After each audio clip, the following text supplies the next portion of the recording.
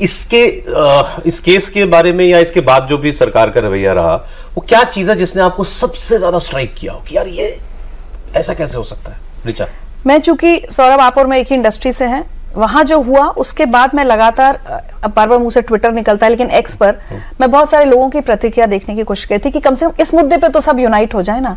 लेकिन हमारे पुराने सहयोगी साथी या जिन्होंने दूसरे चैनलों में कहीं, आपको मैंने ये लाइन क्यों पढ़ी, कब तक आस लगाओगी तुम लिखे हुए अखबारों? नहीं, अब तो अखबार भी नहीं, अब तो कुछ लोग खुद को बहुत तथाकथित निष्पक्ष यूट्यूबर्स या ऐसे कहते हैं ना, पत्रकार, कैसे 3 दिन तक लगातार, कम से कम 2-3 दिन तक चुप्पी थी सौरभ। जब मामला बहुत बढ़ता गया तो लिखा, लेकिन लिखने में ना वही घटना अगर किसी और राज्य में हो, उत्तर प्रदेश में हो, तो जो टोन होगी, योगी आदित्यनाथ से सवाल पूछेंगे। आप कठुआ पे बोली थी, हाँ, आप मणिपुर पे बोली थी, मणिपुर पे बोली थी।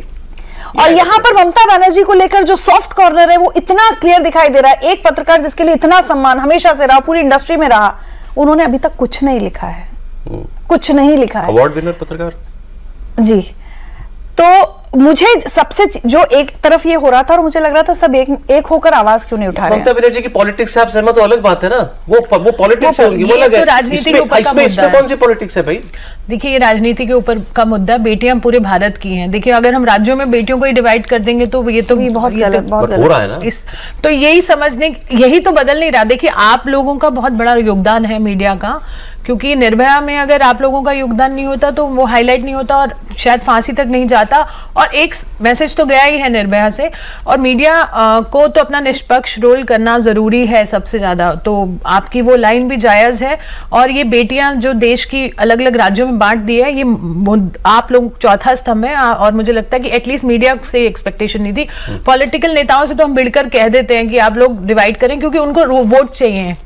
आप क्यों कर रहे हैं ऐसा? एटलीस्ट मीडिया क्यों कर रहा है ऐसा? बिल्कुल ठीक बात, बिल्कुल ठीक बात। आपको क्या इस केस में सबसे ज्यादा झकझोर देने वाली बात लगी?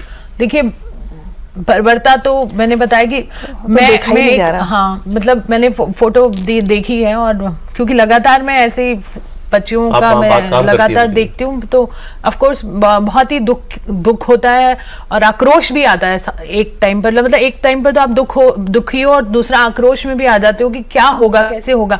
पर यहाँ पे जो कवर अप किया गया है, ये जो कवर अप है ना, मुझे लगता है इससे शेमलेसनेस कुछ नहीं हो सकती है। कि अगर आप इसको आप सुसाइड करने, मैंने माँ बाप का बयान देखा, सुसाइड का आप उसको एक दर्जा देने की कोशिश कर रहे थे। उसके बाद माँ बाप को 2-3 घंटा तड़प पाने के बाद उनका शरीर दिखाया, दूर रखा। मतलब ये इतना गंभीर मामला है, और उसमें आप बेटी का शरीर देखने के लिए, और मैंने उन माँ बाप की कहानी भी सुनी कि किस तरह से उन्होंने उसको पाल पोस के बड़ा किया, कितनी स्ट्रगल थी, कितना संघर्ष था, और उसके बाद वो माँ बाप ये देखते हैं अपनी बेटी का शरीर। तो ये बर्बरता अपने आप में बहुत है, और ये प्रशासन का उसको दबाना, ये हमसे बर्दाश्त नहीं होगा।